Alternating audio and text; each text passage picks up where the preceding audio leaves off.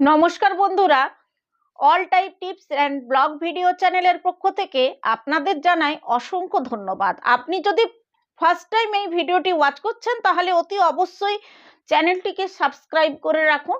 পাশে থাকা বেল বাটনটি প্রেস করতে ভুলবেন না। অল নোটিফিকেশন অপশানে অবশ্যই ক্লিক করে দেবেন, যাতে করে আমার আপলোড করা ভিডিওগুলো আপনারা ঠিক টাইম মতো পেয়ে যান।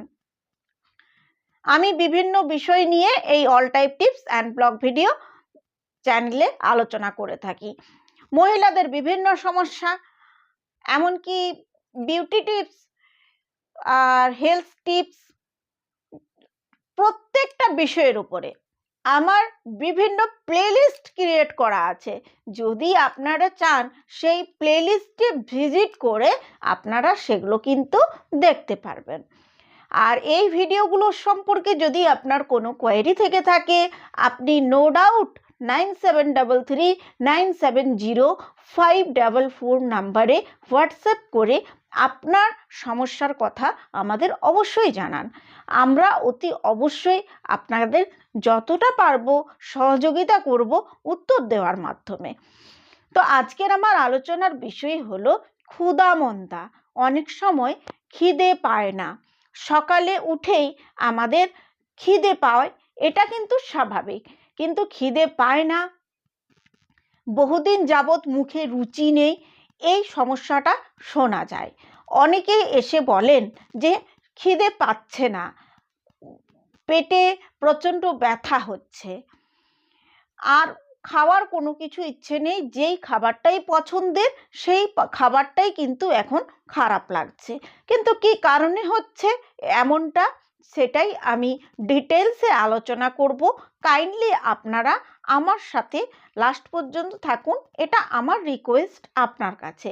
চলুন ইন্ট্রোডাকশন পর্ব এটি দীর্ঘায়িত না করে চটজলদি শুরু করে ফেলি ভিডিওর মূল টপিক, যে কি কারণে ক্ষুধামন্দার সমস্যা লক্ষ্য করা যায়। ক্ষুধামন্দার সাথে সাথে অরুচি ভাব, অনেক দিন যাবৎ ভালো করে খাবার খেতে পাচ্ছেন না, পেটের সমস্যা, ডায়াবেটিস, ডিপ্রেশন, হুড়মুড়িয়ে ওজন কমে যাওয়া, একাধিক কারণ থাকতে পারে।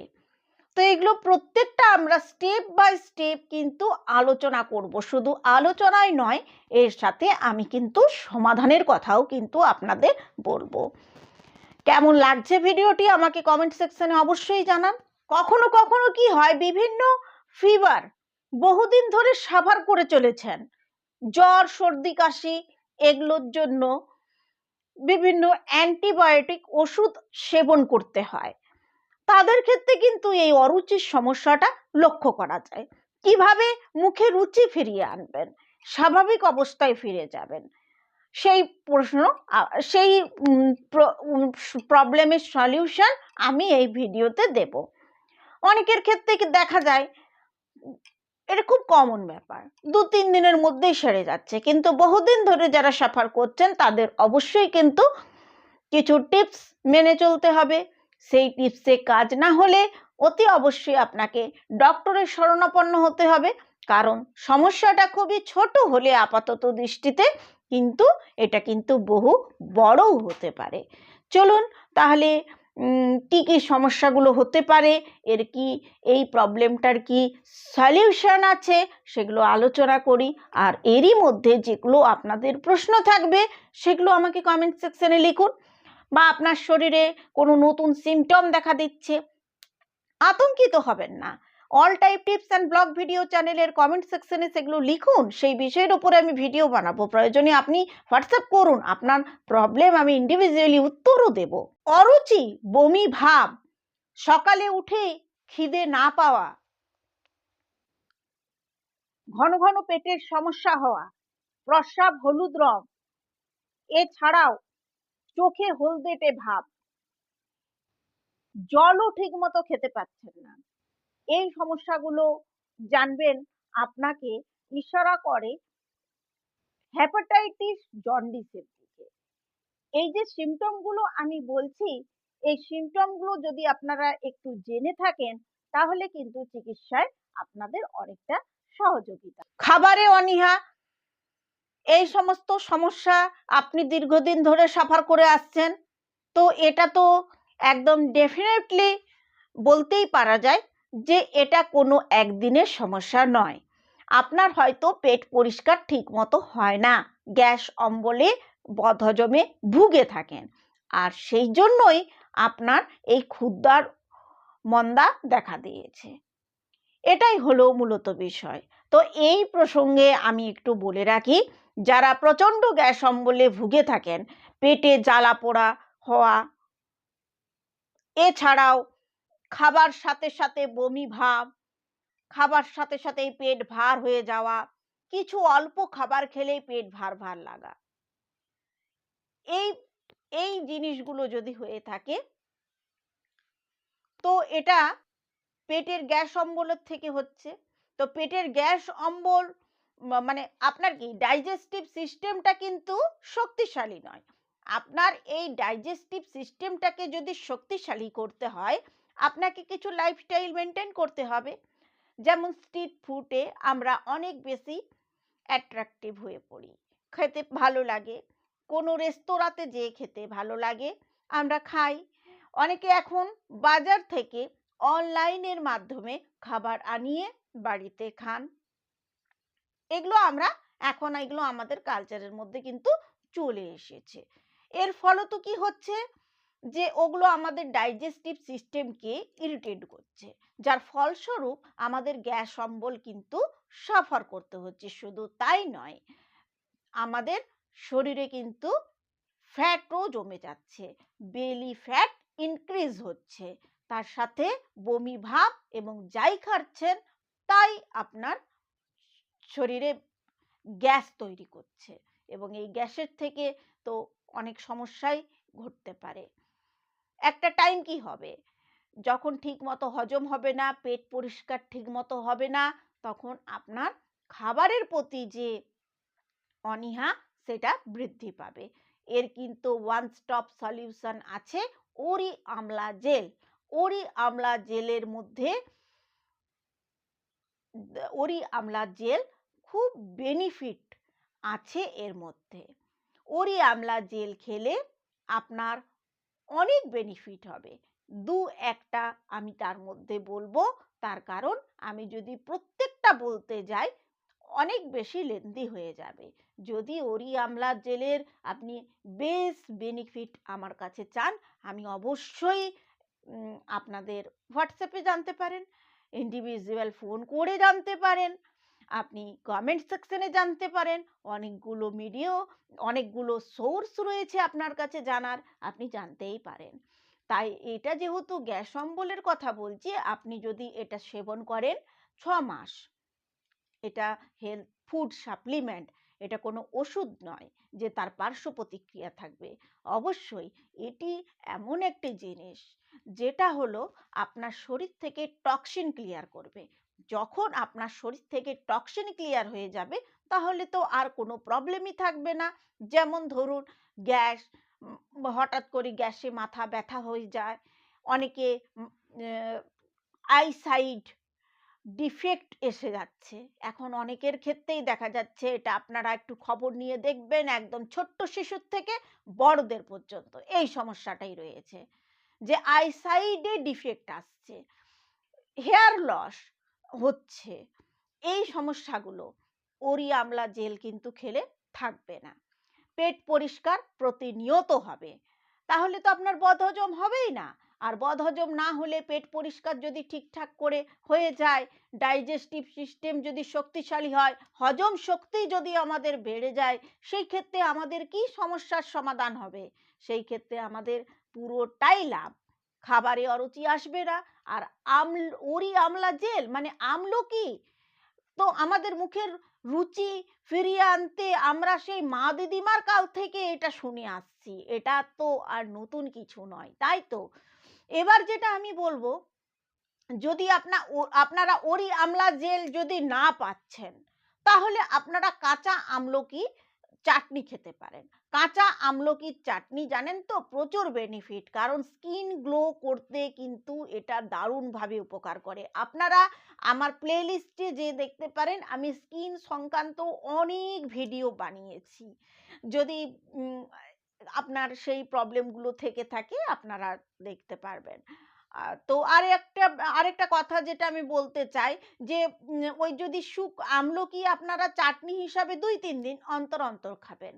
কাঁচা আমলকিকে স্টোর করার জন্য শুকনো করে রোদে শুকনো করে সেটা রেখে দিতে পারেন, সেটা খেতে পারেন। সেটাও কিন্তু দারুণভাবে বেনিফিট করবে এবং এটা খেলে আপনার মুখে কিন্তু রুচি ফিরে আসবে। ফুড সাপ্লিমেন্ট যেটা ওরি আমলা জেলের কথা আমি বলছি, একটু আমাকে দেখিয়ে আপনারা কিনবেন, কারণ আমি যেটা বলছি এখন তো বাজার চলতেই প্রচুর প্রোডাক্ট বেরিয়ে গেছে, এখন সেইটাই কিনা আমাকে একটু দেখিয়ে কিনলে ভালো হয়।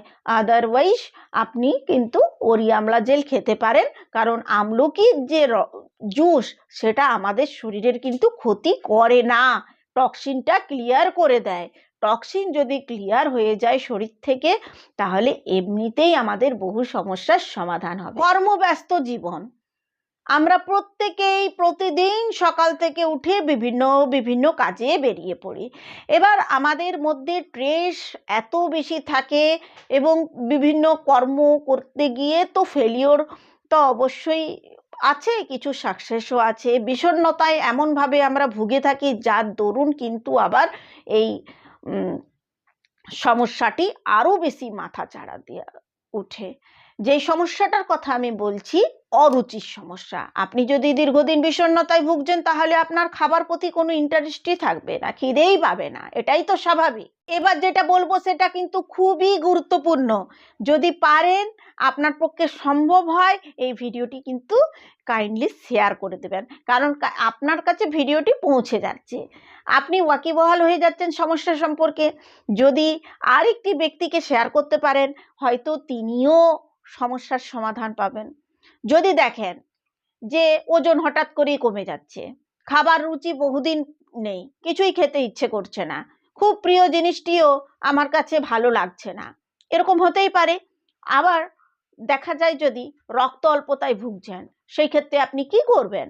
সেই ক্ষেত্রে আপনি অতি অবশ্যই কোনো টিপস অ্যাপ্লাই না করে, আপনি যদি বহুদিন ধরে এই সমস্যায় সাফার করে চলেছেন, একজন চিকিৎসকের শরণাপন্ন হন।